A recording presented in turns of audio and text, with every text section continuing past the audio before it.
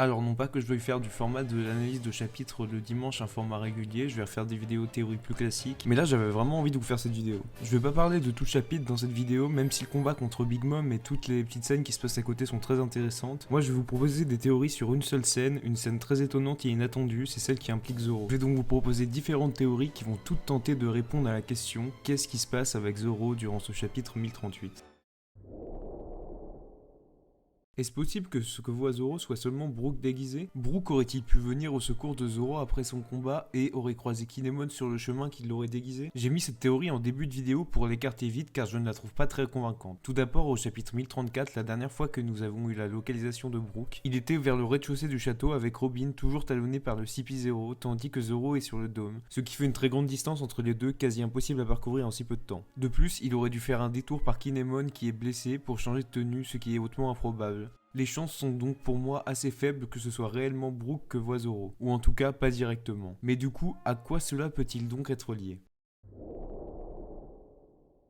Comme Chopper l'a dit à la page précédente, les effets secondaires du médicament vont multiplier les blessures subies par Zoro. On peut alors imaginer que les hallucinations fassent partie des effets secondaires, ou que Zoro puisse halluciner à cause de la douleur, et qu'il voit soit Brook qui est vraiment venu le sauver sous une forme étrange, ou alors simplement une représentation de sa peur de la mort. Si c'est le cas, alors on peut penser que Zoro est vraiment proche de la mort et a vraiment été poussé à bout, ce qui nous amène à la suite.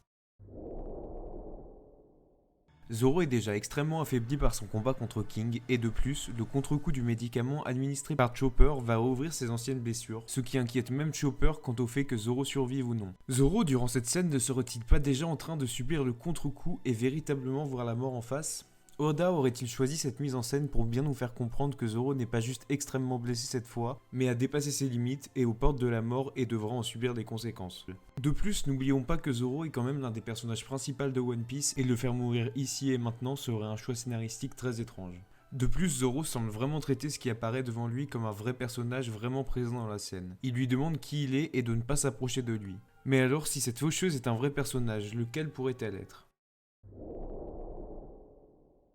On ne peut pas nier que cette faucheuse ressemble beaucoup à Brook, c'est un squelette et on n'en connaît pas d'autres dans le monde de One Piece. Nous avons pourtant vu précédemment qu'il est extrêmement improbable que Brook soit là où Zoro est, sauf peut-être s'il n'est pas sous sa forme physique. On sait que Brook tire ses capacités du monde des morts, ne pourrait-il pas invoquer, comme lorsqu'il tire du froid du monde des morts, des entités comme la faucheuse elle-même ? Ce pouvoir pourrait-il être le fruit d'un potentiel éveil du fruit de la résurrection? Et si c'est le cas, pourrait-il aller jusqu'à faire ressusciter une autre personne? Si un tel pouvoir est possible, alors c'est sûrement au prix d'un énorme contre-coup. Tel Law qui devrait payer de sa vie pour donner la vie éternelle, si jamais Brook peut ressusciter un autre personnage, il devra sûrement, lui aussi, y laisser sa vie. Cependant, ce genre de sacrifice ne plairait sûrement pas à Zoro. Nous verrons si cette mécanique sera utilisée plus tard dans l'œuvre. Peut-être qu'au final, la faucheuse vient bien de Brook, mais a un rôle bien moins morbide, comme un rôle de messager par exemple.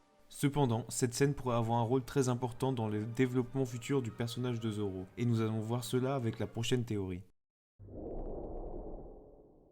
Zoro a en apparence fini son combat pour cet arc et il a battu son ennemi, King. Mais Zoro disputait pendant ce temps-là un deuxième combat, celui contre sa lame nouvellement acquise durant l'arc, Enma. Ce combat dure depuis que Zoro possède cette lame qui est capable d'extraire le haki de son utilisateur pour s'en nourrir et devra donc se conclure avant sa fin. Zoro aurait alors peut-être trop poussé sur son haki durant son combat contre King alors que sa lame tentait de le pousser à bout. Nous savons que cette lame teste Zoro, elle le met au défi pour savoir s'il est vraiment digne de la porter.